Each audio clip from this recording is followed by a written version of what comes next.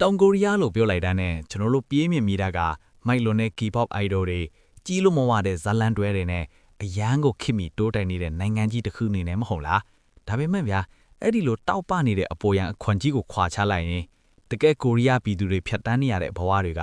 အလုံးကိုရုန်းကန်ရလဲအခက်ခဲတွေရှိနေတယ်ဆိုတာသင်သိပါသလားဒီနေ့တော့သူတို့တောင်ဖုံးကွယ်ထားခြင်းနဲ့တောင်ကိုရီးယားရဲ့နောက်ွယ်ကအမှန်တရားအကြောင်းကိုကျွန်တော်ကပြောပြပေးသွားမှာပါ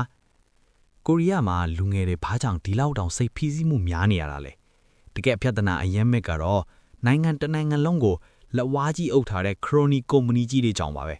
သူတို့စီမှာတော့အဲ့ဒါကိုခြေဘောလို့ခေါ်ပါတယ်ကျွန်တော်တို့အားလုံးရင်းနှီးပြီးသားချစ်တဲ့ Samsung တို့ Hyundai တို့ LG တို့ဆိုတာအဲ့ဒီခြေဘောတွေပေါ့စဉ်းစားကြည့်အောင်ဗျာကျွန်တော်တို့စီမှာ Samsung ဆိုရင်ဖုန်းတို့ TV တို့လောက်ပဲတိကြတာလေဒါပေမဲ့ကိုရီးယားမှာကအဲ့လိုမဟုတ်ဘူးကိုရီးယားနိုင်ငံသားတယောက်ဟာမွေးလာတော့လဲ Samsung ဖေးရုံမှာမွေးတယ်ကြီးလာတော့ Samsung ကစောက်တဲ့တိုက်ခန်းမှာနေတယ် Samsung အာမကန်ကိုဝယ်ရတယ်ကဲနောက်ဆုံးကွယ်လွန်သွားတဲ့အခါမှာတောင် Samsung ရဲ့နာရဲဝန်ဆောင်မှုနဲ့ပဲအဆုံးသတ်ကြရတာပါမွေးကလေးကအသက်ဆုံးတဲ့အထိလူတယောက်ရဲ့ဘဝတစ်ခုလုံးဟာဒီကုမ္ပဏီကြီးတွေရဲ့လက်ခုပ်ထဲမှာလုံးဝပိတ်မိနေတာထင်ပါတယ်ထူတော့ဘာဖြစ်လာလဲနိုင်ငံသားတွေရဲ့အိမ်မက်ကဒီကုမ္ပဏီကြီးတွေစီမှာအလုပ်ရဖို့ဖြစ်လာတယ်ဒီအလုပ်မရရင်လူရမဝင်တော့ဘူးလို့ခံစားလာရတယ်အဲ့ဒီအလုပ်တစ်ခုရဖို့အတွက်ကလေးတွေဟာငငယ်လေးကလေးကအလုံးအမင့်ကိုစားကြရတော့တာပါပဲ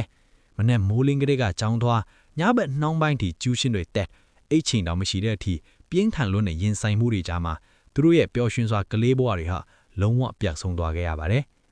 ဒီကုမ္ပဏီကြီးတွေကနိုင်ငံရဲ့စီးပွားရေးတစ်ခုလုံးကိုကိုင်လုံနိုင်တဲ့အတွက်အစိုးရတောင်မှသူတို့ကိုမလွန်းဆန်နိုင်ပါဘူးသူတို့ဥပဒေချိုးဖောက်ရင်တောင်အလွယ်တကူလွတ်မြင့်ခွင့်ရသွားတတ်ကြပါတယ်ဒါကိုကြည့်ရင်တောင်ကိုရီးယားဆိုတာပြည်သူတွေကပိုင်တဲ့နိုင်ငံမဟုတ်တော့ပဲကုမ္ပဏီကြီးအနှဲငယ်ကပိုင်တဲ့နိုင်ငံတစ်ခုလိုတောင်ပြောလို့ရနေပါပြီဒီအကြောင်းအရာလေးကိုနားထောင်ပြီးတဲ့အခါမှာကျွန်တော်တို့ဘာတွေတွေးမိသွားလဲတိုင်းပြည်တစ်ပြည်ချမ်းသာတိုးတက်ဖို့ဆိုတာအရင်အရေးကြီးပါတယ်ဒါပေမဲ့အဲ့ဒီစီးပွားရေးတိုးတက်ဖို့ဆိုတာကြီးကလူတစုထဲကိုလက်ထဲကိုရောက်သွားတဲ့အခါ